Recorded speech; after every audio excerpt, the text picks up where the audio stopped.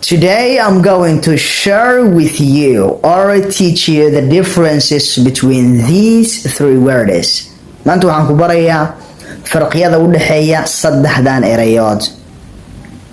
Pregnancy, pregnant, and impregnate. Erayga pregnancy la yiraahdo waa noun, magac baa loo yaqaanaa. Example, tusaale, are you aware of her pregnancy? Ma ka warhaysaa uurkeeda? Eraygan kale pregnant, uur leh. Walo markay uur leedahay. Example, she is pregnant. Iyadu uur bay leedahay. Marka waa sifo erayga pregnant la yiraahdo.